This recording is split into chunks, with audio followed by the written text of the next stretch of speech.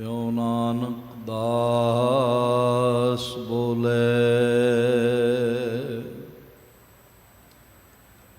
जी जंत के ठाकुरा आपे वर्तनहार।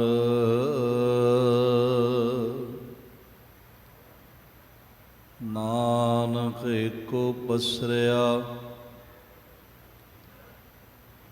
दूजा कै दृष्टार। नानक एको पसरिया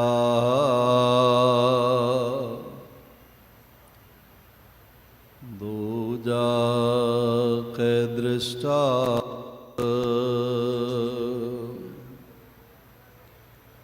परम सन्मान आवर साहिब कमाल बारगाहे इनायत के मालक, कलयुगी जीवों के उद्धारकर्ता, साहिब सहाबा जोत रूप हर आप, महिमा दे मालक तन तन तन गुरु पिता श्री गुरुदेव गुरु ग्रंथ साहिब जी दे महान बरकतमयी इनायतमयी श्री चरण कमलों च विराजमान गुरु प्यारी साध संगत, गुरुदेव जी की महान इनायत का सदका साडे सारियां दे सिर ते मेहरमतमई रखे हाथ का सदका जीवन का अज का दिन भी प्राप्त होया और इस नवे दिन की जो नवे जन्म समान है शुरुआत करन दा बल भी साहिब जी ने नज़रे इनायत करदियां इस ब्रह्मंड दे सब तो महान अस्थान जिथे परोपकार दा सोमा श्री गुरु तेग बहादुर साहिब जी दियां रगां विचों प्रगट होया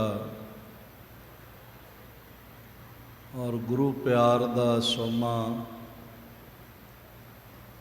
भाई मती दास जी दे सीस विचों प्रगट होया।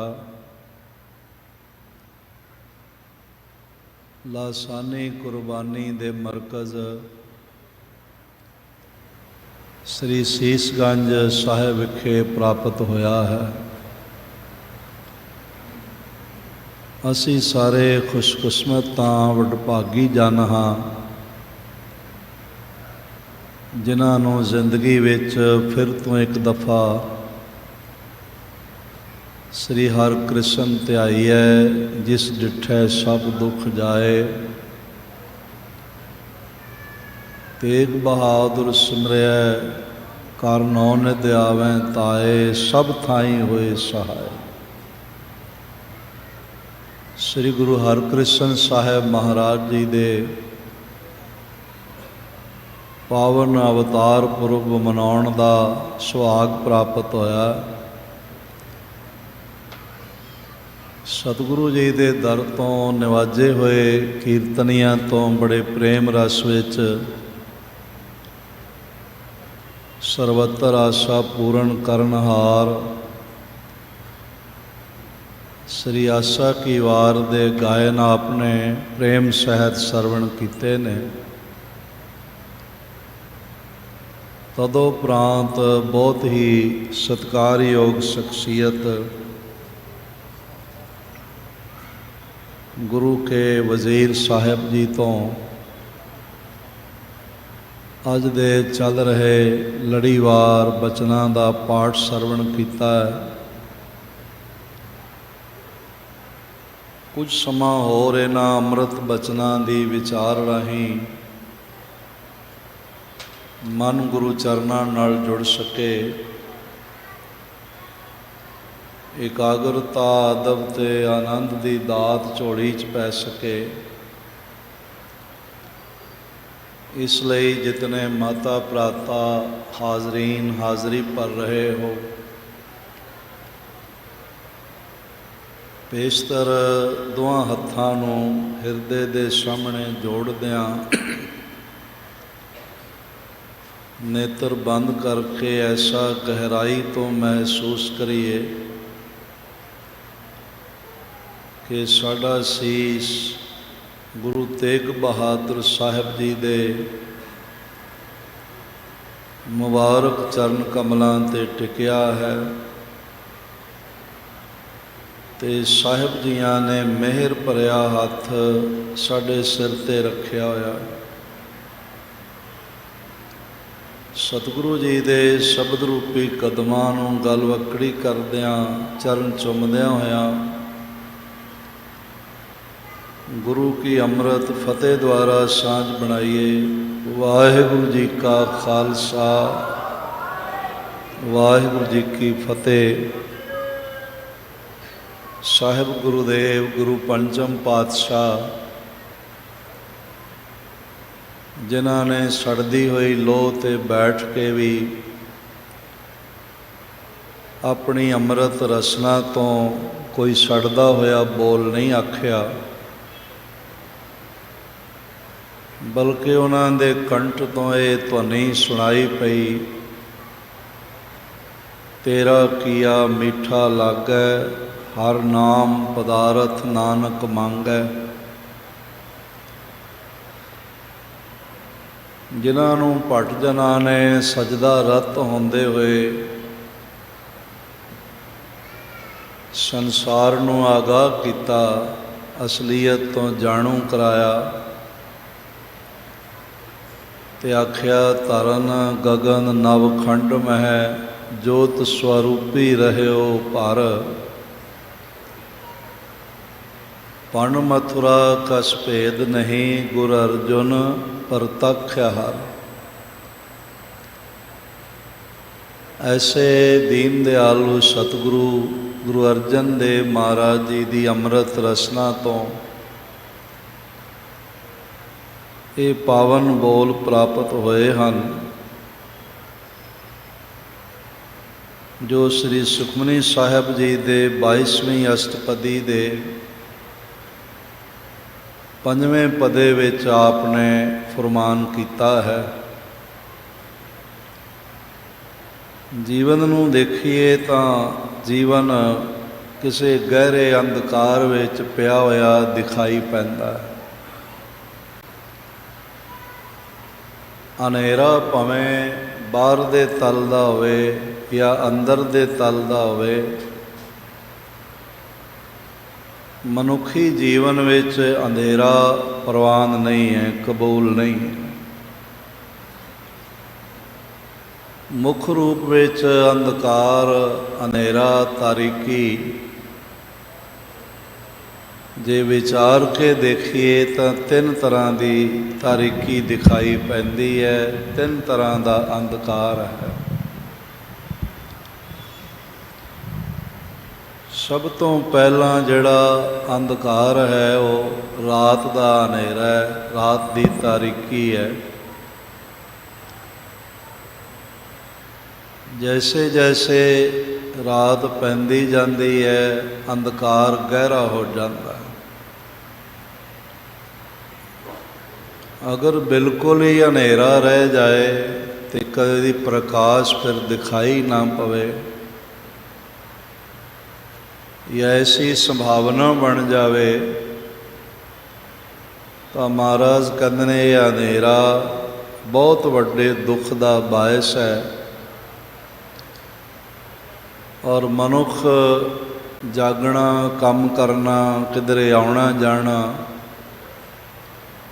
या होर कारो विहार तो नहीं कर सकता, बल्कि सुख नाल सौ भी नहीं सकता। जे किधरे ये बोध आ जाए अंधेरा मुकेगा नहीं।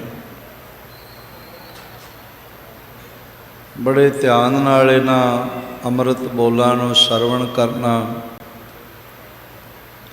साहिब जी का फरमान अंधकार सुख कबहू ना सोई है, ਰਾਜਾ ਰੰਕ ਦੋ ਮਿਲ ਰੋਈ ਹੈ। ਭਾਵੇਂ ਰਾਜਾ ਹੋਵੇ ਜਾਂ ਰੰਕ ਹੋਵੇ,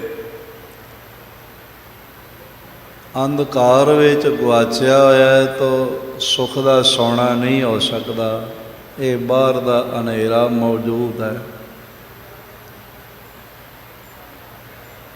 ਇਹ ਹਨੇਰਾ ਭਾਵੇਂ ਰਾਤ ਦਾ ਅਤੇ 24 ਘੰਟੇ ਦੇ ਦਿਨ ਰਾਤ ਦਾ ਅੱਧਾ ਹੀ ਸਮਾਂ ਆਉਂਦਾ ਹੈ,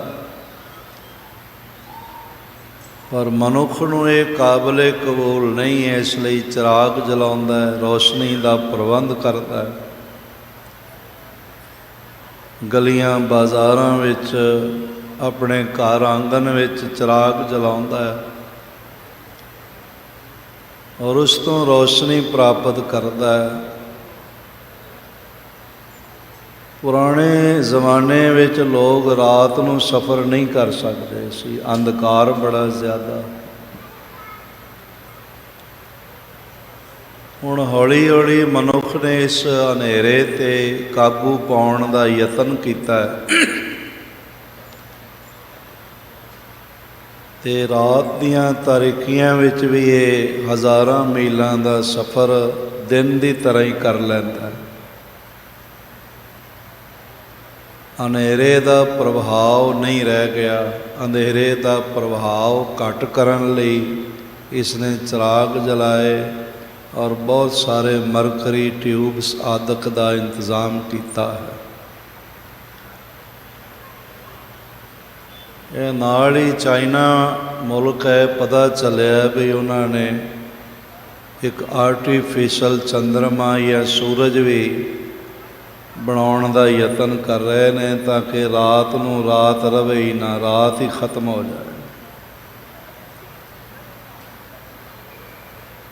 ਇੱਧਰ ਇੰਗਲੈਂਡ ਦੇ ਨਾਲ ਇੱਕ ਮੁਲਕ ਹੈ ਨਾਰਵੇ, ਆਪ ਜਾਣਦੇ ਹੋਵੋਗੇ।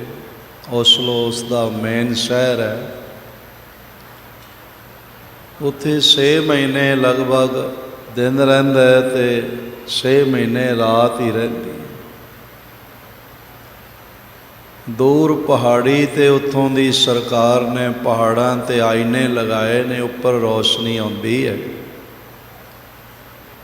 ਅਤੇ ਉਹ ਰਿਫਲੈਕਟ ਹੋ ਕੇ ਅਤੇ ਓਸਲੋ ਸ਼ਹਿਰ ਨੂੰ ਦਿਨ ਵਰਗਾ ਬਣਾ ਦਿੰਦੀ।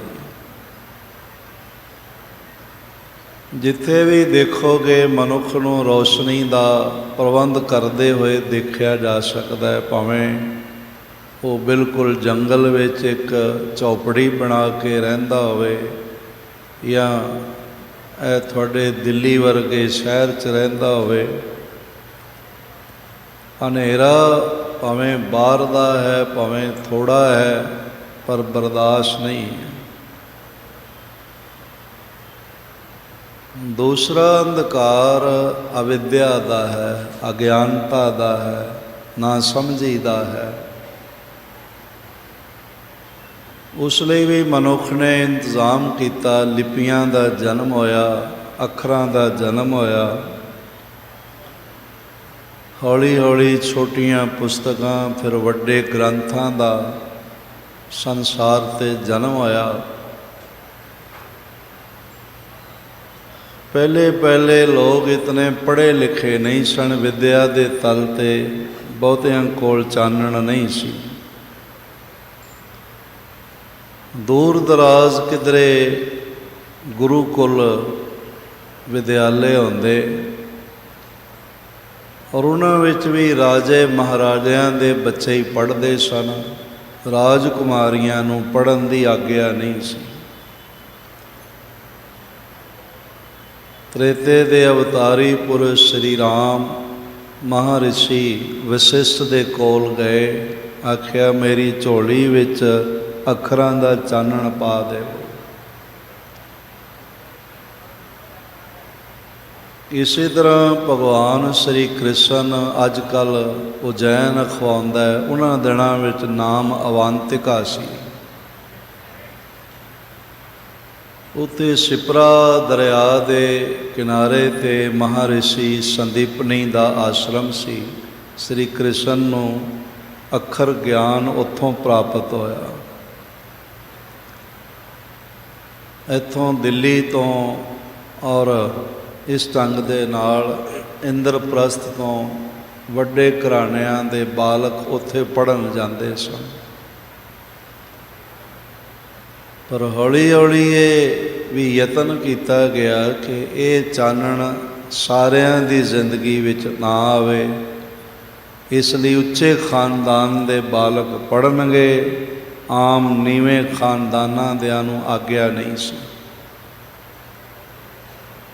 ਪਰ ਹੌਲੀ ਹੌਲੀ ਇਸ ਵਿੱਦਿਆ ਦੇ ਜਗਤ ਵਿੱਚ ਬੜੀ ਕ੍ਰਾਂਤੀ ਆਈ ਅਤੇ ਹੁਣ ਤਾਂ ਸਿਖਰ 'ਤੇ ਹੈ। ਹਰ ਮੁਹੱਲੇ 'ਚ ਤੁਹਾਨੂੰ ਪਲੇਵੇ ਸਕੂਲ ਮਿਲ ਜਾਣਗੇ, ਵਿਦਿਆਲੇ ਮਿਲ ਜਾਣਗੇ, ਸੈਕੰਡਰੀ ਹਾਈ ਸਕੂਲ ਮਿਲ ਜਾਣਗੇ, ਕਾਲਜ ਮਿਲ ਜਾਣਗੇ ਅਤੇ ਵਿਸ਼ਵ ਵਿਦਿਆਲੇ ਯੂਨੀਵਰਸਿਟੀਆਂ ਮੌਜੂਦ ਨੇ। ਹਰ ਇੱਕ ਲਈ ਇਹ ਦਰਵਾਜ਼ਾ ਖੁੱਲ੍ਹਿਆ ਹੋਇਆ ਦਿਖਾਈ ਪੈਂਦਾ। ਇਸ ਦਾ ਵੀ ਪ੍ਰਬੰਧ ਹੋ ਗਿਆ, ਪਰ ਇੱਕ ਹੋਰ ਗਹਿਰਾ ਅੰਧਕਾਰ ਹੈ ਜੋ ਬਾਹਰ ਦੇ ਤਲ 'ਤੇ ਨਹੀਂ ਹੈ, ਗਿਆਨ ਵਿਗਿਆਨ ਦੇ ਤਲ 'ਤੇ ਨਹੀਂ ਹੈ। ਉਹ ਅੰਧਕਾਰ ਸਾਡੇ ਮਨ ਦੇ ਤਲ 'ਤੇ ਹੈ। ਇਸ ਦਾ ਚਿਰਾਗ ਇਸ ਹਨੇਰੇ ਨੂੰ ਦੂਰ ਕਰਨ ਵਾਲਾ ਜਿਹੜਾ ਮਹਾਨ ਚਿਰਾਗ ਹੈ, ਮਹਾਨ ਰੋਸ਼ਨੀ ਹੈ, ਉਹ ਨਾ ਕਿਤਾਬਾਂ 'ਚੋਂ ਮਿਲਦੀ ਹੈ, ਨਾ ਵਿਦਿਆਲਿਆਂ 'ਚੋਂ ਮਿਲਦੀ ਹੈ, ਨਾ ਚਿਰਾਗ ਜਲਾਉਣ ਨਾਲ ਮਿਲਦੀ ਹੈ। ਉਹ ਮਹਾਨ ਅਗਿਆਨਤਾ, ਅਵਿਦਿਆ, ਇਗਨੋਰੈਂਸ ਦਾ ਜਿਹੜਾ ਗਹਿਰਾ ਤਾਰੀਕੀ ਹਨੇਰਾ ਹੈ, ਉਸ ਨੂੰ ਦੂਰ ਕਰਨ ਵਾਸਤੇ ਹੋਰ ਕੋਈ ਸਾਧਨ ਨਹੀਂ ਹੈ। ਉਸ ਨੂੰ ਦੂਰ ਕਰਨ ਵਾਸਤੇ ਕੇਵਲ ਪਰਮਾਤਮਾ ਦੇ ਨਾਮ ਦਾ ਹੀ ਚਾਨਣ ਕਰਨਾ ਪੈਂਦਾ।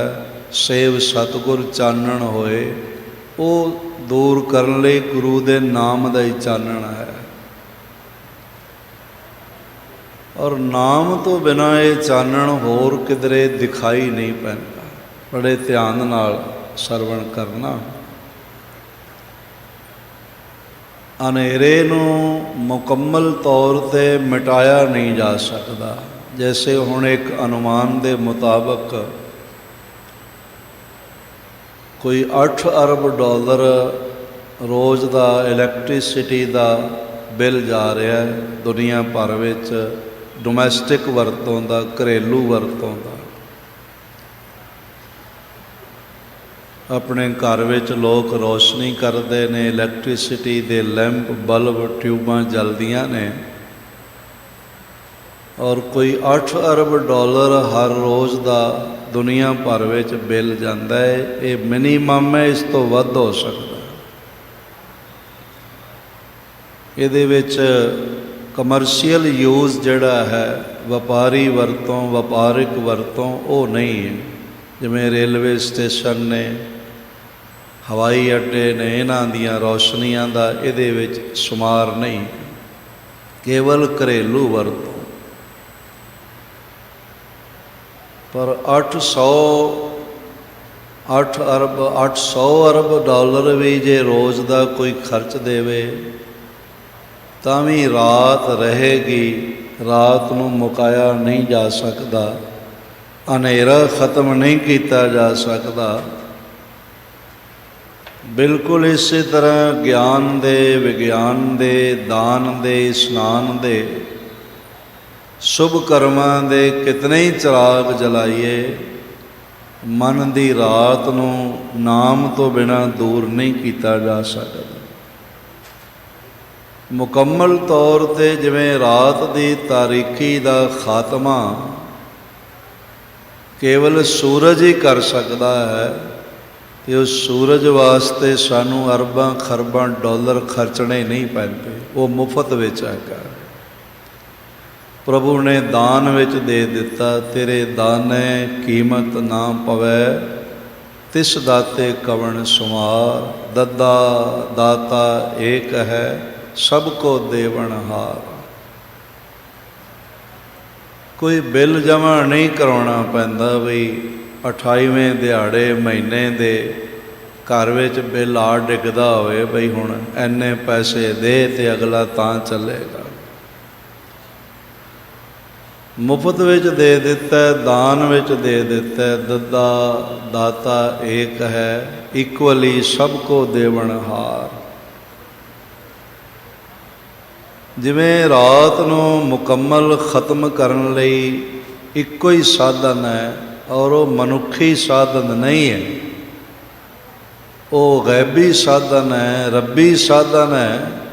इस तरह मन दे गहरे अंधकार नूं, अज्ञानता नूं खत्म करन वास्ते केवल परमात्मा दा नाम ही सूरज है, जिहड़ा इस आत्मक अंधेरे नूं खत्म कर सकदा है, होर कोई साधन नहीं। चलो एक सवाल मन विच होर पैदा होंदा है बई लोड़ ही की है अंधेरे नूं खत्म करन दी, उस तरह ही चलन दिओ। अंधेरा अगर रहेगा तो सब कुछ फिक्का हो जाएगा, सब कुछ ते पर्दा पै जाएगा, कुछ दिखाई नहीं पाएगा। भावें श्री गुरु तेग बहादुर साहब महाराज मौजूद ने, विराजमान ने, उन्होंने दे चरनां च सीस भेटा करते हुए महान शहीद भाई मती दास, भाई सती दास, भाई दयाला जी सारे ही मौजूद ने। और फिर भी मैं अर्ज़ करा जे इत्थों लाइट बुझा देवोगे तो तुसी सारे ही अलोप हो जाओगे, मैं भी थानू दिखाई नहीं पवांगा, तो सतगुरु जी का सिंघासन भी दिखाई नहीं पएगा। बड़ा कीमती महल होवे ते उस विच बहुत कीमती साज सज्जा दा समान होवे, पीस ऑफ डेकोरेशन बड़े महंगे ते बड़ी हाई क्वालिटी दे होवन। पर जे उत्थे रोशनी ना होवे, चानण ना होवे, तो फिर जेड़े सजावटी साजो समान दे उत्थे वख-वख जगह ते रखे हुए ने, वो घर दे मालक दियां ही पैरां दियां ठोकरां बन जाणगे जे अंधेरा ना खत्म होवे, जे चानण ना होवे। कदी अपने जीवन नूं गौह नाल विचार के देखना, नाम तो बिना साडे जीवन विच ठोकरां ही ने, होर कख भी नहीं है।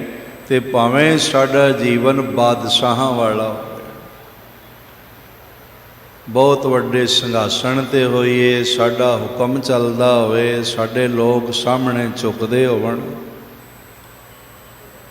बड़ा कुछ नाल होवे, पर जेकर नाम दा चानण नहीं है तो फिर केवल ठोकरां ने। जे दो चार मैंबर घर विच ने ते आपस विच ही टकराई जाण, उन्हां दा मिलना नहीं होवेगा, उन्हां दा मिलना टकराउणा होवेगा जे अंधेरा होवे। मैं कई दफा सोचदा बई धर्म, धार्मिकता ते टकराओ खत्म करन दा बायस है, इस नाल सारे टकराओ खत्म हो सकते। कोई हिंदू धर्म नूं मनण वाला होवे ते सारे टकराओ खत्म हो जाणगे, ਉਹਦਾ ਕਿਸੇ ਨਾਲ ਟਕਰਾਉਣਾ नहीं ਹੋਵੇਗਾ। कोई इस्लाम नूं मनण वाला होवे ते इस्लाम दे गहरे राज तक पहुँचिया होवे, ਉਹਦਾ टकराउणा खत्म हो जाएगा, वो दूजे नाल नहीं टकरावेगा। ते जे अंधकार विच जी रहा है तो हिंदू मुसलमान नाल टकराएगा, मुसलमान हिंदू नाल टकराएगा, ईसाइयां नाल टकराएगा, सिखां नाल टकराएगा। ते केवल बंदा बंदियां नाल ही नहीं टकराएगा, मंदिर ते मस्जिद भी एक दूजे नाल टकरा जाण। कोई मंदिर दे हमले मस्जिद गिराणगे, कोई मस्जिदां दे हमले मंदिरां नूं गिराणगे, कोई गुरुद्वारे बैठण वालियां दे गलां 'च टायर पाउण आ जाएगा। कारण की है? कारण ये अंदर अंधेरा है तो टकरा रहे। इसलिए महाराज ने एक बचन अपनी इन्हां इस पावन अमृत बाणी प्रवाह दे 22वें अष्टपदी दे 5वें पदे विच बड़ा महान बचन आख्या। कहते ने आठ पहर पिखो प्रभ नेरा, मिटे अज्ञान बिनसै अंधेरा। तू थोड़ा जिहा इस तरह अभ्यास कर बई गुरु मैनू देख रहा है, कुछ भी काम करन लग्या गुरु मैनू देख रहा है, कुछ भोजन करन लग्या गुरु मैनू देख रहा है, कोई कार विहार करन लग्या ये गुरु मैनू देख रहा है। तो फिर इस तरह सौंदियां जागदियां हिरदे नू झुकाई रखिया कर, ये समझ के भावें पहले सही जिहड़ा है वो ना ही होवे, उस तरह ही आखण लग पै बई गुरु मैनू देख रहा है। तो महाराज कहते ने हाँ देखता रहा, इहदे विच ते कोई शक नहीं। सब कुछ सुनदा देखदा क्यों मुकर पाया जाए, सद हजूर हाजर है नाजर, कतो न भयो दुराई। गुरे दिखायो लोए ना ईतै ऊतै, घट घट घट घट तू ही मोहे ना। फिर ऐसा कोई पुरख होवे ना जिसनों ये ज्ञान का लैबल प्राप्त हो गया है, ये तल ये सतह प्राप्त हो गई, उसके बोलों में अमृत होवेगा। सारी दुनिया विच गुरु नानक का मत है जिहड़ा नेत्रां नूं भी दीक्षित करता है, बैपटाइज करता है। और किधरे ऐसा नहीं है, ये केवल ये मर्यादा ये निजमावली गुरु नानक दे घर विच है। बई एक नहीं दो नहीं 5 चुले अमृत दे रसना ते भी पा दिते जाते हैं। बई पुरखा तेरी रसना जागदी रहे तो इस तो अनेरे वाले बोल ना निकलन। मैं कई दफ़ा ना बड़े बड़े लीडरां दे बोल सुनदा जो एक दूजे लई कह रहे होंदे ने, करनी हथ लग जाता है भी ये बंदे गहरे अनेरे विच ने, इन्हां नूं पता ही नहीं है। तो बहुत अनेरे विच होवे। भाई साहब भाई गुरदास जी का एक बचन है, अंधा आगू जे थिए सब साथ मुहावै।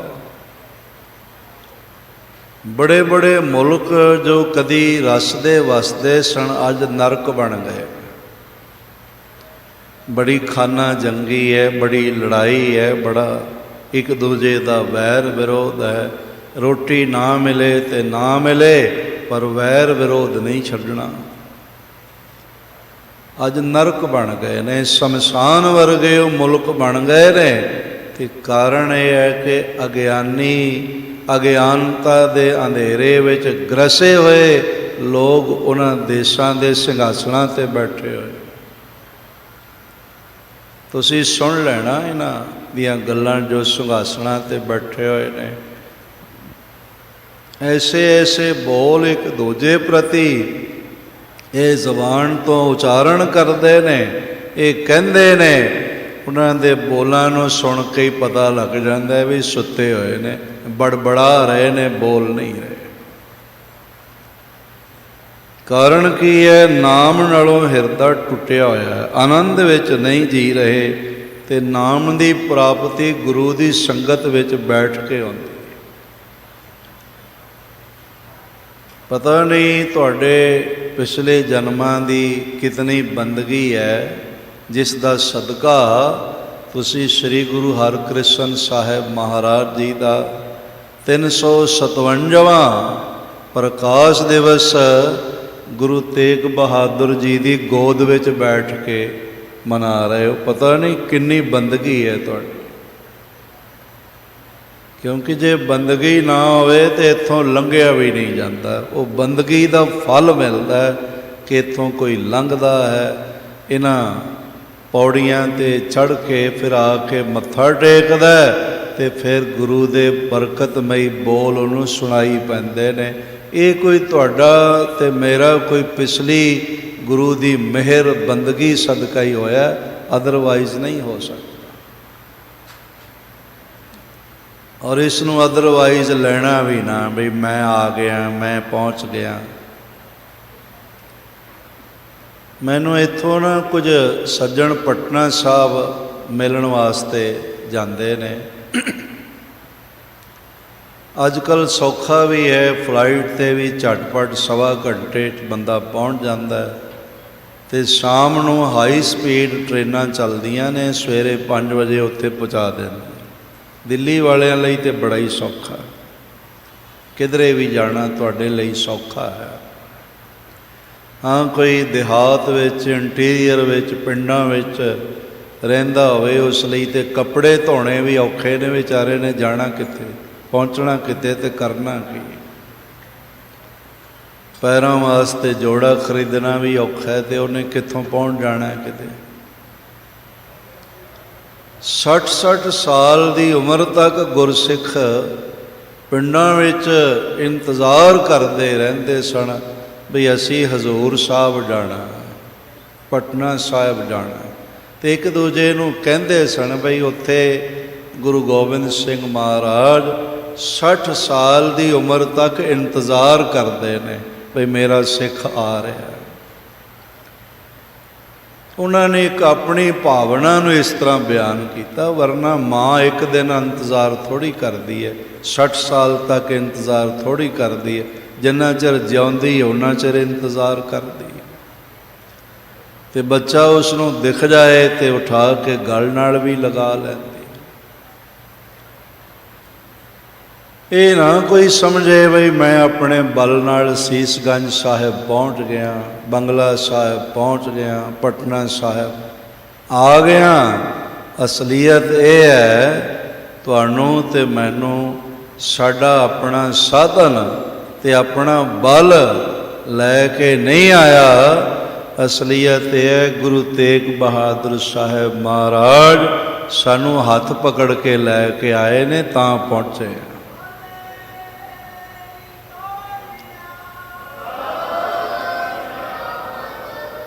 मेरा मन करता है बई सारे गज के एक वड्डा जयकारा बुलाओ महाराज दी जय जय।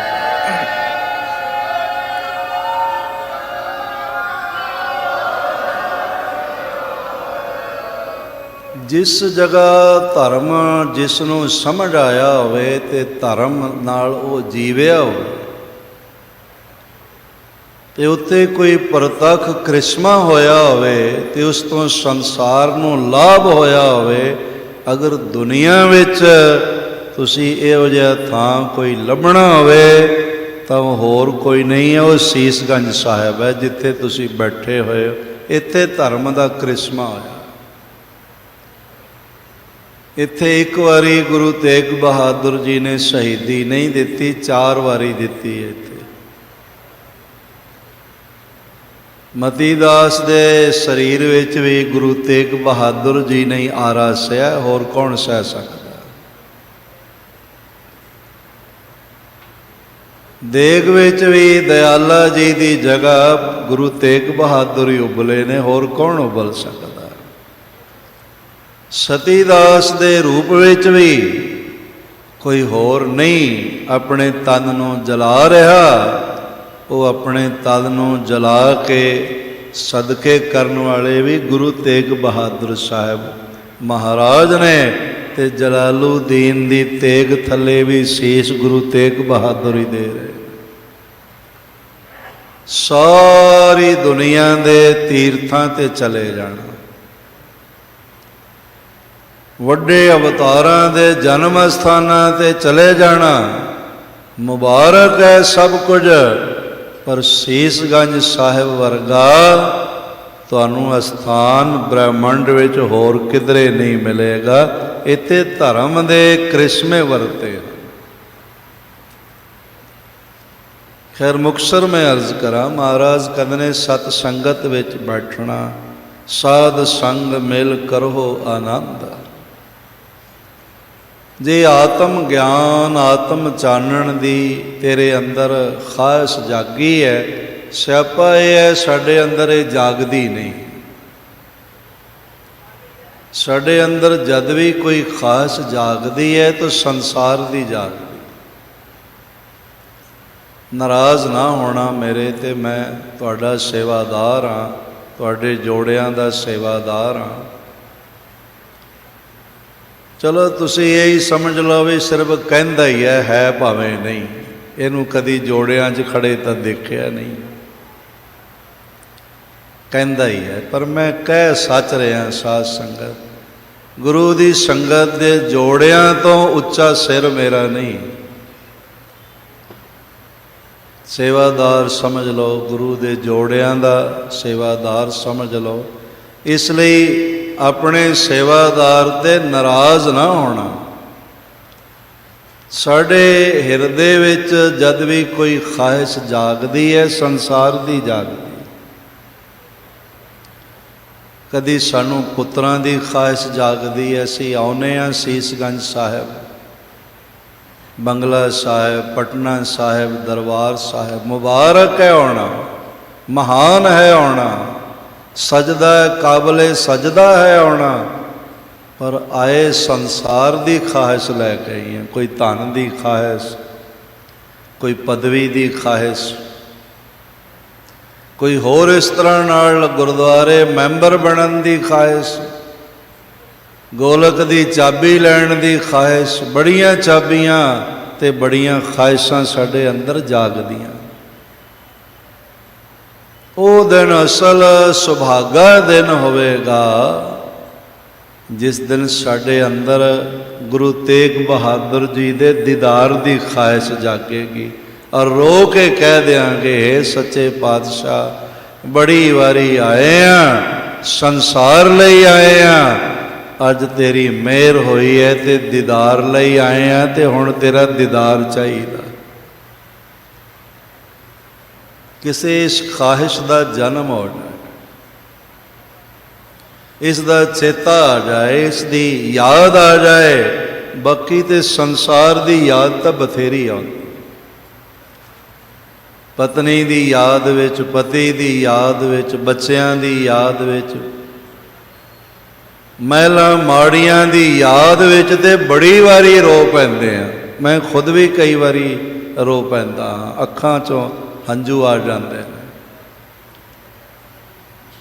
ਤੇ ਕੋਲ ਬੱਚੇ ਆਉਣ ਤੇ ਉਹ ਕਹਿੰਦੇ ਨੇ, ਪਾਪਾ ਜੀ ਤੁਸੀਂ ਕਿਉਂ ਰੋਂਦੇ ਹੋ, ਤੁਸੀਂ ਕੋਈ ਛੋਟੇ ਬੱਚੇ ਹੋ? ਮੈਂ ਕਹਿੰਦਾ ਹਾਂ, ਮੈਂ ਤੁਹਾਡੇ ਨਾਲੋਂ ਵੀ ਛੋਟਾ ਬੱਚਾ। ਅਲ ਕਿੱਸਾ ਜਿੰਨੀ ਵਾਰੀ ਰੋਏ ਆ, ਆਂਸੂ ਆਏ ਨੇ, ਇਮਾਨਦਾਰੀ ਨਾਲ ਦੱਸਿਓ ਸੰਸਾਰ ਲਈ ਆਏ ਨੇ? ਕੋਈ ਵਿਰਲਾ ਵਿਰਲਾ ਹੈ ਜਿਹਦੇ ਨੇਤਰਾਂ 'ਚ ਸੁਭਾਗੇ ਆਂਸੂ ਆਏ ਨੇ, ਔਰ ਉਹ ਆਂਸੂ ਨਿਰੰਕਾਰ ਦੇ ਪਿਆਰ ਲਈ ਆਏ ਨੇ। ਭਾਈ ਸਾਹਿਬ ਭਾਈ ਨੰਦ ਲਾਲ ਜੀ ਦਾ ਇੱਕ ਬਚਨ ਹੈ, ਕਹਿੰਦੇ ਨੇ, ਦੋ ਚਸ਼ਮ ਮਨ ਕੇ ਦਰਿਆਏ, ਅਜ਼ੀਮ ਸ਼ਾਨ ਬਵਦ ਗੋਇਆ। ਜੇ ਕਿਧਰੇ ਪੁਰਖਾ ਤੇਰੀ ਜ਼ਿੰਦਗੀ ਦੇ ਵਿੱਚ, ਤੇਰੇ ਨੇਤਰਾਂ 'ਚ ਸਾਰੀ ਜ਼ਿੰਦਗੀ ਆਂਸੂਆਂ ਦੀਆਂ ਲੜੀਆਂ ਰਹਿਣ, ਪਰ ਸੰਸਾਰ ਵਾਸਤੇ ਰਹਿਣ,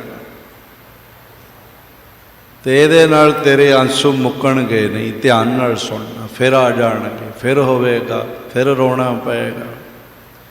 ਪਰ ਇੱਕ ਵਾਰੀ ਤੇਰੀ ਜ਼ਿੰਦਗੀ ਵਿੱਚ, ਤੇਰੇ ਨੇਤਰਾਂ ਵਿੱਚ ਆਂਸੂ ਗੁਰੂ ਲਈ ਆ ਜਾਣ, ਪ੍ਰਮਾਤਮਾ ਦੇ ਪਿਆਰ ਲਈ ਆ ਜਾਣ, ਤੇ ਫਿਰ ਇਹ ਆਂਸੂ ਤੇਰੀ ਸ਼ਾਨ ਨੂੰ ਅਜ਼ੀਮ ਤਰੀਨ ਬਣਾ ਦੇਣਗੇ।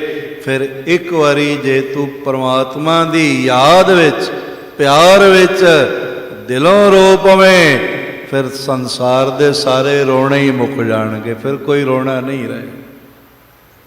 ਰੋਏ ਬਹੁਤ ਹਾਂ ਤੇ ਰੋਣੇ ਮੁੱਕੇ ਨਹੀਂ, ਤੇ ਰੋ ਪਿਆ ਇੱਕ ਵਾਰ ਪ੍ਰਭੂ ਦੇ ਪਿਆਰ ਵਿੱਚ, ਤੇ ਸਾਰੇ ਹੀ ਰੋਣੇ ਉਹਨਾਂ ਦੋ ਆਂਸੂਆਂ ਦੇ ਸੈਲਾਬ 'ਚ ਹੀ ਰੁੜ ਗਏ, ਫਿਰ ਕੋਈ ਨਹੀਂ ਰਿਹਾ।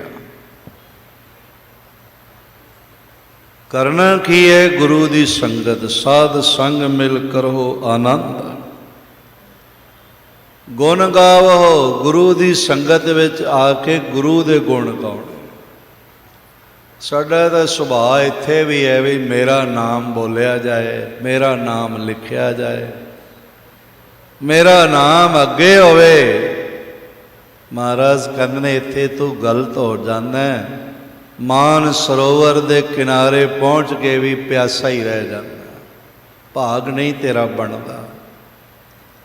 ਲੈ ਲਹਾਉਂਦੇ ਹੋਏ ਮਿੱਠੇ ਫਲਾਂ ਦੇ ਬਾਗ ਵਿੱਚ ਵੀ ਤੇਰਾ ਮੂੰਹ ਕੌੜਾ ਹੀ ਰਹਿ ਜਾਂਦਾ, ਕੜਵਾਹਟ ਤੇਰੀ ਨਹੀਂ ਜਾਂਦੀ। ਇਸ ਲਈ ਇਹ ਕਰ ਸਾਧ ਸੰਗ ਮਿਲ ਕਰੋ ਆਨੰਦ, ਗੁਣ ਗਾਵੋ ਪ੍ਰਭ ਪਰਮਾਨੰਦ। ਵਿਦਿਆ ਦੁਨੀਆ ਦੀ ਕਿਤੇ ਮਨੁੱਖ ਦਾ ਹੰਕਾਰ ਖਤਮ ਕਰਦੀ ਹੈ, ਹੋਰ ਵਧਾ ਦਿੰਦੀ। ਸ੍ਰੀ ਗੁਰੂ ਹਰਕ੍ਰਿਸ਼ਨ ਸਾਹਿਬ ਜੀ ਦੇ ਜੀਵਨ ਦੀ ਇੱਕ ਗਾਥਾ ਅੱਜ ਕੀ ਕੱਲ੍ਹ ਕੀ ਤੁਹਾਨੂੰ ਸਾਰਿਆਂ ਨੇ ਹੀ ਸੁਣਾਉਣੀ ਹੈ, ਜਿੰਨੇ ਵਕਤ ਆਉਣਗੇ ਸਾਰੇ ਹੀ ਸੁਣਾਉਣ। ਕੱਲ੍ਹ ਮੈਂ ਸ੍ਰੀ ਪੰਜੋਖਰਾ ਸਾਹਿਬ ਹਾਜ਼ਰੀ ਭਰ ਕੇ ਆਇਆ। ਮੈਂ ਤਾਂ ਦਿੱਲੀ ਆਉਣ ਵਾਸਤੇ ਆ ਰਿਹਾ ਸੀ ਅਤੇ ਮੇਰੇ ਨਾਲ ਇੱਕ ਪੰਜਾਬ ਪੁਲਿਸ ਦੇ ਆਈਜੀ ਸਰਦਾਰ ਇਕਬਾਲ ਸਿੰਘ ਸੀ। ਉਹ ਕਹਿਣ ਲੱਗੇ ਬਈ ਤੁਸੀਂ ਦਿੱਲੀ ਤਾਂ ਜਾਣਾ ਹੀ ਹੈ, ਰਸਤੇ ਵਿੱਚ ਪੰਜੋਖਰੇ ਹਾਜ਼ਰੀ ਭਰਦੇ ਚੱਲੀਏ, ਉੱਥੇ ਮਹਾਰਾਜ ਨੂੰ ਮੱਥਾ ਟੇਕ ਕੇ ਚੱਲੀਏ। ਅਤੇ ਮੈਂ ਕਿਹਾ ਚੱਲਦੇ ਹਾਂ। ਮੈਂ ਕਿਹਾ ਕਥਾ ਤਾਂ ਸਵੇਰੇ ਹੀ ਕਰਨੀ ਹੈ, ਰਾਤੀ ਲੇਟ ਪਹੁੰਚ ਜਾਵਾਂਗਾ। ਅਤੇ ਅੱਗੇ ਗਏ ਅਤੇ ਦੀਵਾਨ ਚੱਲ ਰਿਹਾ ਸੀ, ਅਤੇ ਉਹ ਕਹਿਣ ਲੱਗੇ ਹੁਣ ਦੀਵਾਨ ਵਿੱਚ ਕਥਾ ਵੀ ਕਰਕੇ ਜਾਓ। ਅੱਧਾ ਘੰਟਾ ਮੈਨੂੰ ਟਾਈਮ ਵੀ ਮਿਲ ਗਿਆ। ਅਤੇ ਮੈਂ ਕਿਹਾ ਨਾ ਤਾਂ ਸਮਾਗਮ ਦੀ ਬਣਤ ਮੈਂ ਬਣਾਈ ਹੈ, ਮੈਨੂੰ ਤਾਂ ਪਤਾ ਹੀ ਨਹੀਂ ਸੀ, ਨਾ ਪਟਨਾ ਸਾਹਿਬ ਜੀ ਦੇ ਪ੍ਰਬੰਧਕਾਂ ਨੇ ਬਣਾਈ ਹੈ। ਮੁੱਖ ਸੇਵਾਦਾਰ ਉੱਥੇ ਅਵਤਾਰ ਸਿੰਘ ਜੀ ਹਿੱਤ ਨੇ, ਉਹਨਾਂ ਨੇ ਵੀ ਨਹੀਂ ਬਣਾਈ, ਜਨਰਲ ਸਕੱਤਰ ਨੇ ਵੀ ਨਹੀਂ ਬਣਾਈ। ਉਹ ਆਈਜੀ ਸਾਹਿਬ ਕਹਿਣ ਲੱਗੇ ਮੈਂ ਵੀ ਨਹੀਂ ਬਣਾਈ, ਕੁਦਰਤੀ ਬਣ ਗਈ ਹੈ। ਅਤੇ ਮੈਂ ਕਿਹਾ ਕੁਦਰਤੀ ਨਹੀਂ ਬਣ ਗਈ, ਇਹ ਸ੍ਰੀ ਗੁਰੂ ਹਰਕ੍ਰਿਸ਼ਨ ਸਾਹਿਬ ਨੇ ਆਪ ਬਣਾਈ ਹੈ। ਤੁਹਾਨੂੰ ਵੀ ਨਹੀਂ ਸੀ ਪਤਾ, ਮੈਨੂੰ ਵੀ ਨਹੀਂ ਸੀ ਪਤਾ, ਪਰ ਗੁਰੂ ਹਰਕ੍ਰਿਸ਼ਨ ਜੀ ਨੂੰ ਪਤਾ ਸੀ ਵੀ ਇੱਧਰੋਂ ਲੰਘ ਰਹੇ ਨੇ ਅਤੇ ਅੱਜ ਬਿਨਾਂ ਇੱਥੇ ਮੱਥਾ ਟੇਕਿਆਂ ਜਾਣ ਨਹੀਂ ਦੇਣਾ। ਉੱਥੋਂ ਦੀ ਘਟਨਾ ਹੈ, ਜਦ ਮਹਾਰਾਜ ਪਹੁੰਚੇ ਅਤੇ ਇੱਕ ਬੜਾ ਕਹਿੰਦਾ ਕਹਾਉਂਦਾ ਵਿਦਵਾਨ ਸੀ, ਉਹਦਾ ਸਾਰੇ ਲੋਹਾ ਮੰਨਦੇ ਸਨ। ਲਾਲ ਚੰਦ ਬ੍ਰਾਹਮਣ ਖਾਨਦਾਨ 'ਚ ਪੈਦਾ ਹੋਇਆ। ਚਰਚਾ ਵਿੱਚ ਉਸਨੇ ਗਿਆਨ ਚਰਚਾ ਵਿੱਚ, ਜਿਹਨੂੰ ਚੁੰਚ ਗਿਆਨੀ ਕਹਿੰਦੇ ਨੇ, ਜਗ ਕਊਆ ਮੁਖ ਚੁੰਚ ਗਿਆਨ। ਚੁੰਚ ਗਿਆਨ ਉਹ ਹੁੰਦਾ ਹੈ ਵੀ ਜਿਹੜਾ ਜੀਵਨ ਵਿੱਚ ਅਪਣਾਇਆ ਨਾ ਹੋਵੇ, ਬਸ ਇੱਦਾਂ ਹੀ ਇਕੱਠਾ ਕੀਤਾ ਹੋਵੇ। ਸਭ ਦੁਨੀਆ ਦੇ ਮਜ਼ਹਬਾਂ ਵਿੱਚ ਤੁਹਾਨੂੰ ਚੁੰਚ ਗਿਆਨੀ ਮਿਲ ਜਾਣਗੇ, ਅਤੇ ਸਾਡੇ ਮਜ਼ਹਬ ਵਿੱਚ ਸਿੱਖੀ ਵਿੱਚ ਤਾਂ ਬੜੇ ਹੀ ਚੁੰਚ ਗਿਆਨੀ। ਅਤੇ ਇਹਨਾਂ ਦੀ ਪਛਾਣ ਪਤਾ ਕੀ ਹੈ? ਨਾਮ ਨਾਲੋਂ ਆਪਣਾ ਨਾਤਾ ਟੁੱਟਿਆ ਹੁੰਦਾ, ਦੂਜੇ ਦਾ ਤੋੜਦੇ ਹੁੰਦੇ। ਖੁਦ ਬਾਣੀ ਦੀ ਸਮਝ ਨਹੀਂ ਹੈ ਅਤੇ ਗੁਰੂ ਗੋਬਿੰਦ ਸਿੰਘ ਜੀ ਸਾਹਿਬ ਜੀ ਦੀ ਬਾਣੀ ਤੱਕ ਇਹ ਤਨਜ਼ ਕਰਦੇ ਹੁੰਦੇ। ਇਹਨਾਂ ਨੂੰ ਚੁੰਚ ਗਿਆਨੀ ਕਹਿੰਦੇ। ਜਗ ਕਊਆ ਮੁਖ ਚੁੰਚ ਗਿਆਨ। ਉਹ ਵੀ ਸਾਡੇ ਵਰਗਾ ਚੁੰਚ ਗਿਆਨੀ ਸੀ, ਪਰ ਮਾਣ ਬੜਾ ਸੀ, ਮੈਂ ਬੜਾ ਪੜ੍ਹਿਆ ਲਿਖਿਆ। ਹਮ ਬੜ ਕਬ ਕੁਲੀਨ ਹਮ ਪੰਡਤ ਹਮ ਜੋਗੀ ਸੰਨਿਆਸੀ, ਮੇਰੇ ਵਰਗਾ ਕੋਈ ਹੈ ਨਹੀਂ। ਉਸਨੇ ਦੇਖਿਆ ਬਈ ਬੜੇ ਲੋਕ ਆ ਰਹੇ ਨੇ, ਕੋਈ ਗਾਉਂਦਾ ਹੋਇਆ ਜਾ ਰਿਹਾ, ਕੋਈ ਮਸਤੀ ਵਿੱਚ ਜਾ ਰਿਹਾ, ਬੜੇ ਖਿੜੇ ਹੋਏ ਚਿਹਰੇ ਨੇ। ਇਹ ਕੌਣ? ਇੱਥੇ ਕੀ ਹੋਇਆ ਇਹ ਪਿੰਡ ਵਿੱਚ ਕੀ ਹੋਇਆ? ਤਾਂ ਉਸ ਨੂੰ ਪਤਾ ਚੱਲਿਆ ਵੀ ਗੁਰੂ ਨਾਨਕ ਦਾ 8ਵਾਂ ਜਾਮਾ ਸ੍ਰੀ ਗੁਰੂ ਹਰਕ੍ਰਿਸ਼ਨ ਸਾਹਿਬ ਮਹਾਰਾਜ ਪਧਾਰੇ ਹੋਏ। ਉਸਨੇ ਸੋਚਿਆ ਕੋਈ ਬਹੁਤ ਵੱਡੀਆਂ ਜੜਾਵਾਂ ਵਾਲਾ ਹੋਏਗਾ, ਕੋਈ ਲੰਬਾ ਤਿਲਕ ਧਾਰੀ, ਕੋਈ ਟੇਢਾ ਤਿਲਕ ਲਾ ਕੇ ਕੋਈ ਬੈਠਾ ਹੋਵੇ। ਉਹਨਾਂ ਦਿਨਾਂ 'ਚ ਗੁਰੂ ਬਹੁਤੇ ਇਸ ਤਰ੍ਹਾਂ ਦੇ ਹੀ ਹੁੰਦੇ ਸੀ। ਕੋਈ ਪੁੱਠੀਆਂ ਸਿੱਧੀਆਂ ਛਾਲਾਂ ਮਾਰ ਕੇ ਯੋਗਾ ਕਰਵਾ ਰਿਹਾ ਹੋਵੇਗਾ। ਉਹਨੇ ਇਹ ਸੋਚਿਆ ਅਤੇ ਚਲੋ ਮੈਂ ਚੱਲਦਾ, ਉਹਨੂੰ ਜਾ ਕੇ ਅਤੇ ਗਿਆਨ ਚਰਚਾ ਕਰਕੇ ਜਿੱਤ ਲੈਂਦਾ। ਅੱਗੇ ਆਇਆ ਤੇ ਗੁਰੂ ਹਰਕ੍ਰਿਸ਼ਨ ਸਾਹਿਬ ਮਹਾਰਾਜ ਇੱਕ ਸਿੱਖ ਦੀ ਗੋਦ ਵਿੱਚ ਬੈਠੇ ਹੋਏ ਸੀ। ਮਹਾਰਾਜ ਸਿੰਘਾਸਣ 'ਤੇ ਵੀ ਬੈਠਦੇ, ਹੱਥ ਵਿੱਚ ਫੁੱਲਾਂ ਦੀ ਛੜੀ ਵੀ ਰੱਖਦੇ, ਤੇ ਜਦੋਂ ਕਿਸੇ ਸਿੱਖ 'ਤੇ ਬਹੁਤ ਦਿਆਲ ਹੋ ਜਾਂਦੇ ਉਹਦੀ ਗੋਦੀ ਵਿੱਚ ਵੀ ਬੈਠ ਜਾਂਦੇ ਸਨ। ਜਿਵੇਂ ਇੱਥੇ ਰਾਜਾ ਜੈ ਸਿੰਘ ਦੀ ਰਾਣੀ ਦੀ ਗੋਦੀ 'ਚ ਹੀ ਬੈਠ ਗਏ ਸੀ ਬੰਗਲਾ ਸਾਹਿਬ। ਆਖਣ ਲੱਗਾ ਇੱਥੇ ਗੁਰੂ ਕਿਹੜਾ ਹੈ ਜਿਹਦਾ ਨਾਮ ਸ੍ਰੀ ਹਰਿਕ੍ਰਿਸ਼ਨ ਹੈ। ਇੱਕ ਕ੍ਰਿਸ਼ਨ ਭਗਵਾਨ ਹੋਏ ਨੇ, ਉਹਨਾਂ ਤੋਂ ਵੀ ਵੱਡਾ ਨਾਮ ਹੈ। ਕੌਣ ਨੇ ਉਹ? ਆਏ ਨਹੀਂ ਅਜੇ ਇੱਥੇ। ਇੱਕ ਸਿੱਖ ਨੇ ਇਸ਼ਾਰਾ ਕੀਤਾ ਵੀ ਉਹ ਬੈਠੇ ਹੋਏ ਬਾਲਕ, ਛੋਟੇ ਜਿਹੇ ਬਾਲਕ, ਸਰੀਰ ਵਿੱਚ ਉਹ ਮਹਾਨ ਅਨੰਤ ਬ੍ਰਹਿਮੰਡਾਂ ਦਾ ਸੂਰਜ ਚਮਕ ਰਿਹਾ ਸੀ। ਬੜਾ ਹੈਰਾਨ ਹੋਇਆ ਹੈ ਬਾਲਕ, ਔਰ ਉਹ ਵੀ ਗੁਰੂ, ਔਰ ਉਹ ਵੀ ਸ੍ਰੀ ਗੁਰੂ ਹਰਿਕ੍ਰਿਸ਼ਨ। ਮੈਂ ਤੁਹਾਡੇ ਨਾਲ ਗਿਆਨ ਚਰਚਾ ਕਰਨੀ ਹੈ। ਮਹਾਰਾਜ ਕਹਿਣ ਲੱਗੇ ਸਾਡੇ ਨਾਲ ਕੀ ਕਰਨੀ ਹੈ? ਤੂੰ ਕੋਈ ਐਸਾ ਬੰਦਾ ਲਿਆ ਜਿਹਨੂੰ ਤੂੰ ਸਮਝਦਾ ਹੋਵੇ ਇਹਨੂੰ ਕੁਝ ਆ ਹੀ ਨਹੀਂ ਸਕਦਾ। ਸਤਿਗੁਰੂ ਜੀ ਦੀ ਵਡਿਆਈ ਐਸੀ ਹੈ ਸਾਧ ਸੰਗਤ। ਲਿਆਂਦਾ ਉਸਨੇ ਇੱਕ ਸੱਜੂ, ਛੋਟੀ ਜਾਤ ਦਾ ਸੀ, ਉਹਨਾਂ ਵਾਸਤੇ ਵੈਸੇ ਵੀ ਵਿੱਦਿਆ ਦੇ ਦਰਵਾਜ਼ੇ ਬੰਦ ਸਨ, ਤੇ ਨਾ ਉਹ ਵੇਦ ਮੰਤਰ ਸੁਣ ਸਕਦੇ ਸਨ, ਨਾ ਪੜ੍ਹ ਸਕਦੇ ਸਨ, ਨਾ ਉਹ ਮੰਦਰ 'ਚ ਜਾ ਸਕਦੇ ਸਨ। ਤੇ ਵਿਚਾਰਾ ਤਾਂ ਬਿਲਕੁਲ ਕੁਦਰਤ ਦੇ ਹੀ ਕਰਕੇ ਇਸ ਤਰ੍ਹਾਂ ਦਾ ਸੀ, ਸੁਣ ਹੀ ਨਹੀਂ ਸਕਦਾ ਤੇ ਬੋਲ ਹੀ ਨਹੀਂ ਸਕਦਾ। ਇਹ ਬਚਨ ਮੈਂ ਆਪ ਨੂੰ ਸੁਣਾਵਾਂ। ਪਹਿਲੇ ਮੇਰਾ ਮਨ ਕਰਦਾ ਜਿਤਨੇ ਬੈਠੇ ਹੋ ਪ੍ਰੇਮ ਸਹਿਤ ਉੱਚੀ ਆਵਾਜ਼ ਵਿੱਚ ਗੁਰੂ ਸਾਹਿਬ ਜੀ ਦਾ ਨਾਮ ਮੈਨੂੰ ਸੁਣਾਓ। ਆਖੋ ਧੰਨ ਗੁਰੂ ਹਰਿਕ੍ਰਿਸ਼ਨ ਸਾਹਿਬ ਜੀ ਮਹਾਰਾਜ। ਤੁਸੀਂ ਸੁਣਾਇਆ ਤਾਂ ਹੈ ਪਰ ਸੱਚੀ ਕਹਿਣਾ ਮੈਨੂੰ ਪੂਰਾ ਨਹੀਂ ਸੁਣਿਆ। ਇੱਕ ਵਾਰੀ ਫਿਰ ਆਖੋ ਜੀ। ਅਸਲ 'ਚ ਹੁੰਦਾ ਇਹ ਹੈ, ਜਿਹੜਾ ਗੁਰੂ ਨੂੰ ਧੰਨ ਧੰਨ ਕਹਿੰਦਾ ਹੈ ਨਾ, ਇਹ ਗੱਲ ਪਤੇ ਵਿੱਚ ਰੱਖਿਓ, ਧਿਆਨ ਵਿੱਚ ਰੱਖਿਓ। ਜਿਹੜਾ ਗੁਰੂ ਨੂੰ ਧੰਨ ਧੰਨ ਕਹਿੰਦਾ ਹੈ ਉਹਦਾ ਸਾਰਾ ਜੀਵਨ ਸਫਲ ਹੁੰਦਾ ਹੈ।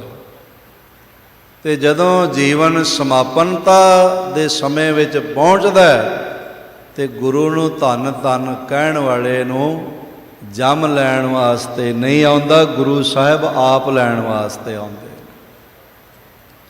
ਔਰ ਇਹ ਬਚਨ ਸਾਹਿਬ ਜੀ ਨੇ ਸਟੈਂਪਡ ਸਾਨੂੰ ਦਿੱਤੇ ਨੇ।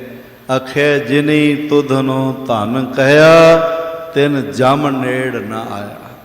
ਕਿੰਨਾ ਵਧੀਆ ਤਰੀਕਾ ਹੈ। ਚੱਲਦੇ ਫਿਰਦੇ ਧੰਨ ਗੁਰੂ ਨਾਨਕ ਦੇਵ, ਧੰਨ ਗੁਰੂ ਹਰਿਕ੍ਰਿਸ਼ਨ ਸਾਹਿਬ, ਧੰਨ ਗੁਰੂ ਗੋਬਿੰਦ ਸਿੰਘ ਆਖੀ ਜਾਓ ਤੇ ਜਮ ਤੋਂ ਬਚ ਜਾਈਦਾ। ਇਸ ਤਰ੍ਹਾਂ ਮਹਾਰਾਜ ਖੁਦ ਕਹਿੰਦੇ ਨੇ, ਜਿਨੀ ਤੁਧ ਨੂੰ ਧੰਨ ਕਹਿਆ ਤਿਨ ਜਮ ਨੇੜ ਨਾ ਆਇਆ। ਤੇ ਫਿਰ ਐਦੋਂ ਸੌਖਾ ਤਰੀਕਾ ਕੀ ਹੋ ਸਕਦਾ ਹੈ? ਇਸ ਲਈ ਸਾਰੇ ਪੂਰੇ ਬਲ ਨਾਲ ਆਖੋ ਧੰਨ ਗੁਰੂ ਹਰਿਕ੍ਰਿਸ਼ਨ ਸਾਹਿਬ ਜੀ ਮਹਾਰਾਜ। ਬਈ ਸੰਗਣ ਦੀ ਲੋੜ ਨਹੀਂ ਹੈ। ਹੈਜ਼ੀਟੇਟ ਕਿਉਂ? ਕਿਸੇ ਬੰਦੇ ਦਾ ਨਾਂ ਥੋੜ੍ਹੀ ਲੈਣਾ। ਮੈਂ ਤੁਹਾਨੂੰ ਇਹ ਥੋੜ੍ਹੀ ਕਹਿ ਰਿਹਾ ਬਈ ਆਖੋ ਧੰਨ ਪ੍ਰਧਾਨ ਜੀ, ਧੰਨ ਜਨਰਲ ਸਕੱਤਰ ਜੀ, ਇਹ ਥੋੜ੍ਹੀ ਕਹਿ ਰਿਹਾ। ਆਪਾਂ ਸਾਰੇ ਮਹਾਰਾਜ ਜੀ ਦਾ ਪ੍ਰਕਾਸ਼ ਪੁਰਬ 357ਵਾਂ ਮਨਾ ਰਹੇ ਹਾਂ, ਤੇ ਸ਼ਰਮ ਦੀ ਕੀ ਲੋੜ ਹੈ? ਗੱਜ ਕੇ ਆਖ ਦਿਓ ਧੰਨ ਗੁਰੂ ਹਰਿਕ੍ਰਿਸ਼ਨ ਸਾਹਿਬ ਜੀ। ਇੱਕ ਵਾਰੀ ਹੋਰ ਆਖੋ, ਤੁਸੀਂ ਵਧੀਆ ਆਖਿਆ। ਮਹਾਰਾਜ ਨੇ ਉਹ ਛੜੀ ਸਿਰ 'ਤੇ ਰੱਖ ਦਿੱਤੀ ਤੇ ਉਹ ਸਾਰੇ ਵੇਦਾਂ, ਸ਼ਾਸਤਰਾਂ, ਗੀਤਾ ਤੇ ਸ਼ਬਦ ਸਲੋਕੀ ਗੀਤਾ ਦੇ ਅਰਥ ਸੁਣਾਉਣ ਲੱਗ ਪਿਆ।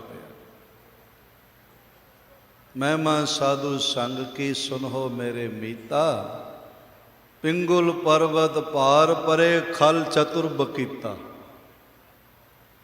ਇਸ ਲਈ ਮਹਾਰਾਜ ਕਹਿੰਦੇ ਨੇ ਸਾਧ ਸੰਗ ਮਿਲ ਕਰੋ ਆਨੰਦ, ਗੁਣ ਗਾਵੋ ਪ੍ਰਭ ਪਰਮਾਨੰਦ। ਉਹਦੇ ਗੁਣਾਂ ਵਿੱਚ ਪਰਮ ਰਸ ਪ੍ਰਾਪਤ ਹੁੰਦਾ ਹੈ। ਰਾਮ ਨਾਮ ਤਤ ਕਰੋ ਵਿਚਾਰ, ਦੁਰਲਭ ਦੇਖ ਕਰੋ ਉਧਾਰ। ਇਹ ਔਖੀ ਮਿਲਣ ਵਾਲੀ ਦੇਹੀ ਹੈ, ਸੌਖੀ ਨਹੀਂ। ਇਹਦਾ ਕਲਿਆਣ ਹੋ ਜਾਏਗਾ। ਅੰਮ੍ਰਿਤ ਬਚਨ ਹਰ ਕੇ ਗੁਣ ਗਾਓ। ਪਾਰ ਬ੍ਰਹਮ ਪਰਮੇਸ਼ਵਰ ਦੀ ਬਾਣੀ, ਅੰਮ੍ਰਿਤ ਬਚਨ ਸਾਧ ਕੀ ਬਾਣੀ, ਗੁਰੂ ਦੀ ਬਾਣੀ। ਪ੍ਰਾਨ ਤਰਨ ਕਾ ਹੈ ਸੁਆਓ, ਸੋਹਣਾ ਅਵਸਰ ਹੈ ਆਪਣੇ ਪ੍ਰਾਣਾਂ ਨੂੰ, ਆਪਣੀ ਜ਼ਿੰਦਗੀ ਨੂੰ, ਆਪਣੀ ਆਤਮਾ ਨੂੰ ਸੰਸਾਰ ਸਾਗਰ ਤੋਂ ਪਾਰ ਕਰਨ ਦਾ। ਆਠ ਪਹਿਰ ਵੇਖੋ ਪ੍ਰਭ ਨੇਰਾ, ਇਸ ਨਾਲ ਹੋਵੇਗਾ ਏ ਮਿਟੇ ਅਗਿਆਨ, ਬਿਨਸੇ ਅੰਧੇਰਾ। ਜੀਵਨ ਦੀਆਂ ਠੋਕਰਾਂ ਮੁੱਕ ਜਾਣਗੀਆਂ, ਜੀਵਨ ਦੀਆਂ ਅਸਫਲਤਾਵਾਂ, ਫੇਲੀਅਰ ਮੁੱਕ ਜਾਣਗੇ ਤੇ ਸਕਸੈਸ ਹੋ ਜਾਏਗੀ, ਕਾਮਯਾਬੀ ਹੋ ਜਾਏਗੀ। ਸਫਲ ਸਫਲ ਭਈ ਸਫਲ ਯਾਤਰਾ, ਆਵਣ ਜਾਣ ਰਹੇ ਮਿਲੇ ਸਾਧਾ, ਮਹਾਰਾਜ ਦਾ ਬਚਨ ਹੈ। ਇੱਕ ਬਚਨ ਇਸ ਪੰਜਵੇਂ ਪਦ ਦੇ ਪੰਜਵੇਂ ਬਚਨ ਵਿੱਚ ਮਹਾਰਾਜ ਨੇ ਆਖਿਆ ਹੈ, ਕਹਿੰਦੇ ਨੇ ਸੁਨ ਉਪਦੇਸ਼ ਹਿਰਦੈ ਬਸਾਵੋ। ਜੋ ਸੁਣਿਆ ਹੈ ਨਾ, ਪੌੜੀਆਂ ਉਤਰਦਿਆਂ ਹੀ ਨਾ ਭੁੱਲ ਜਾਇਓ। ਅਸੀਂ ਤਾਂ ਭੁੱਲ ਜਾਂਦੇ ਹਾਂ ਤੁਰੰਤ, ਤੇ ਨਾਲੇ ਫਿਰ ਕਹਿ ਵੀ ਦਿੰਦੇ ਹਾਂ ਜੀ ਭੁੱਲਣ ਅੰਦਰ ਸਭ ਕੋ ਆ ਭੁੱਲ ਗੁਰੂ ਕਰਤਾਰ। ਬਈ ਗੁਰੂ ਹੀ ਯਾਦ ਰੱਖੇ, ਅਸੀਂ ਨਹੀਂ ਯਾਦ ਰੱਖਣਾ, ਅਸੀਂ ਤਾਂ ਭੁੱਲ ਜਾਂਦੇ ਹਾਂ। ਬਈ ਤੈਨੂੰ ਆਪਣੇ ਬੈਂਕ ਦਾ ਅਕਾਊਂਟ ਨੰਬਰ ਨਹੀਂ ਭੁੱਲਦਾ, ਤੈਨੂੰ FD the maturity, day of maturity ਨਹੀਂ ਭੁੱਲਦਾ, ਜੇ ਕਿਸੇ ਨੇ ਮਾੜੀ ਮੋਟੀ ਤੇਰੇ ਖਿਲਾਫ ਗੱਲ ਆਖੀ ਉਹ ਨਹੀਂ ਭੁੱਲਦੀ, ਸਿਰਫ ਗੁਰੂ ਦੇ ਬਚਨ ਹੀ ਭੁੱਲਦੇ ਨੇ। ਤੂੰ ਪਗਲਾ ਤਾਂ ਹੈ ਨਹੀਂ, ਪਰ ਤੂੰ ਜਾਣ ਬੁੱਝ ਕੇ ਜਿਹੜਾ ਨਾ, ਇਸ ਨੂੰ ਕਹਿੰਦੇ ਨੇ ਵੀ ਮਚਲਾ ਹੋਇਆ। ਪਗਲਾ ਤਾਂ ਨਹੀਂ ਹੈ ਪਰ ਮਚਲਾ ਹੈ। ਬਾਕੀ ਸਭ ਨਹੀਂ ਭੁੱਲਦਾ, ਗੁਰੂ ਹੀ ਭੁੱਲਦਾ ਹੈ। ਇਸ ਲਈ ਮਹਾਰਾਜ ਕਹਿੰਦੇ ਨੇ ਸੁਨ ਉਪਦੇਸ਼ ਹਿਰਦੈ ਬਸਾਵੋ। ਹਿਰਦੈ ਬਸਾਵੋ ਤੋਂ ਮਤਲਬ ਹੈ ਪ੍ਰੇਮ ਨਾਲ ਯਾਦ ਰੱਖੋ। ਹਿਰਦੇ ਦਾ ਮਰਕਜ਼ ਪ੍ਰੇਮ ਦਾ ਮਰਕਜ਼ ਹੈ। ਸੁਨ ਉਪਦੇਸ਼ ਹਿਰਦੈ ਬਸਾਵੋ। ਤੇ ਮਹਾਰਾਜ ਜੀ ਗੁਰੂ ਹਰਕ੍ਰਿਸ਼ਨ ਸਾਹਿਬ ਜੀ ਨੂੰ ਆਖੀਏ ਬਈ ਤੁਹਾਡਾ ਬਰਥਡੇ ਮਨਾ ਰਹੇ ਹਾਂ, ਤੇ ਜੇ ਅਸੀਂ ਕਿਸੇ ਬਾਲਕ ਦਾ ਜਨਮ ਦਿਨ ਮਨਾਉਂਦੇ ਹਾਂ ਤਾਂ ਉਹ ਤਾਂ ਕੁਝ ਸਾਨੂੰ ਦੇਣਾ ਪੈਂਦਾ ਹੈ, ਕੋਈ ਗਿਫਟ ਲੈ ਕੇ ਜਾਂਦੇ ਆ। ਤੇ ਇੱਥੇ ਬਾਲਕ ਦਾ ਜਨਮ ਦਿਨ ਨਹੀਂ ਹੈ, ਇੱਥੇ ਤਿੰਨਾਂ ਲੋਕਾਂ ਦੇ ਮਾਲਕ ਦਾ ਜਨਮ ਦਿਨ ਹੈ। ਤੇ ਜੇ ਸੁਣਾਂਗੇ, ਹਿਰਦੇ ਵਸਾਵਾਂਗੇ, ਤੇ ਮਾਲਕ ਫਿਰ ਸਾਨੂੰ ਗਿਫਟ ਦੇਵੇਗਾ ਨਾ। ਅਸੀਂ ਕੀ ਦੇਣਾ? ਗੁਰੂ ਸਾਨੂੰ ਦੇਵੇਗਾ। ਤੇ ਦੇਵੇਗਾ ਕੀ? ਤੇ ਗੁਰੂ ਅਰਜਨ ਦੇਵ ਮਹਾਰਾਜ ਕਹਿੰਦੇ ਨੇ ਤੂੰ ਇਹ ਕਰਕੇ ਦੇਖ। ਸੁਣ ਉਪਦੇਸ਼ ਹਿਰਦੈ ਬਸਾਵਹੁ, ਮਨ ਇੱਛੇ ਨਾਨਕ ਫਲ ਪਾਓ। ਜੋ ਮਨ ਚਾਹੇਗਾ ਤੇਰਾ ਉਹ ਮਿਲ ਜਾਏਗਾ। ਹੋਰ ਕੀ ਚਾਹੀਦਾ? ਗੁਰੂ ਸਾਹਿਬ ਮਿਹਰਾਂ ਕਰਨ, ਬਖਸ਼ਿਸ਼ਾਂ ਨਾਲ ਝੋਲੀਆਂ ਭਰ ਦੇਣ। ਆਪ ਸਾਰਿਆਂ ਨੂੰ ਜੋ ਮਹਾਰਾਜ ਜੀ ਦਾ ਪ੍ਰਕਾਸ਼ ਦਿਵਸ ਮਨਾਉਣ ਲਈ, 8ਵੇਂ ਸਾਹਿਬ ਜੀ ਦਾ ਮਨਾਉਣ ਲਈ 9ਵੇਂ ਸਾਹਿਬ ਜੀ ਦੀ ਗੋਦ 'ਚ ਬੈਠ ਕੇ ਹਾਜ਼ਰੀ ਭਰ ਰਹੇ ਹੋ। ਅੱਜ ਸਾਰਾ ਦਿਨ ਦੀਵਾਨ, ਰਾਤ ਤੱਕ ਦੀਵਾਨ ਹਾਲ ਭਾਈ ਲੱਖੀ ਸਾਹਿਬ ਵਣਜਾਰਾ, ਗੁਰਦੁਆਰਾ ਰਕਾਬਗੰਜ ਸਾਹਿਬ, ਉੱਥੇ ਵੀ ਸਾਰਾ ਦਿਨ ਹੀ ਅਤੇ ਦੇਰ ਰਾਤ ਤੱਕ ਦੀਵਾਨ ਚੱਲਣੇ ਨੇ। ਦਾਸ ਨੇ ਵੀ ਉੱਥੇ ਹਾਜ਼ਰੀ ਭਰਨੀ ਹੈ, ਉੱਥੇ ਵੀ ਜ਼ਰੂਰ ਹਾਜ਼ਰੀਆਂ ਭਰੋ। ਭਾਵੇਂ ਹੈ ਵੀਕਐਂਡ ਨਹੀਂ ਹੈ, ਪਰ ਇਹਨੂੰ ਅੱਜ ਲੌਂਗ ਵੀਕਐਂਡ ਬਣਾ ਲਓ। ਸ਼ਨੀ ਐਤਵਾਰ ਤਾਂ ਕੱਲ੍ਹ ਸ਼ੁਰੂ ਹੋ ਹੀ ਜਾਣਾ ਹੈ, ਅਤੇ ਅੱਜ ਤੋਂ ਹੀ ਸ਼ੁਰੂ ਕਰ ਲਓ। ਮਹਾਰਾਜ ਜੀ ਦੇ ਇਹਨਾਂ ਸਮਾਗਮਾਂ 'ਚ ਹਾਜ਼ਰੀਆਂ ਭਰੋ। ਬਹੁਤ ਬਹੁਤ ਤਖਤ ਸ੍ਰੀ ਹਰਿਮੰਦਰ ਜੀ ਪਟਨਾ ਸਾਹਿਬ ਵੱਲੋਂ ਆਪ ਸਾਰਿਆਂ ਨੂੰ ਮਹਾਰਾਜ ਦੇ ਪ੍ਰਕਾਸ਼ ਦੀ ਮੁਬਾਰਕਬਾਦ, ਭੁੱਲਾਂ ਚੁੱਕਾਂ ਦੀ ਖਿਮਾ, ਦਸਤ ਵਸਤਾ ਗੁਰੂ ਫਤਿਹ ਦੀ ਦਾਤ ਆਪਣੀ ਆਪਣੀ ਝੋਲੀ 'ਚ ਪਵਾਓ। ਵਾਹਿਗੁਰੂ ਜੀ ਕਾ ਖਾਲਸਾ, ਵਾਹਿਗੁਰੂ ਜੀ ਕੀ ਫਤਿਹ।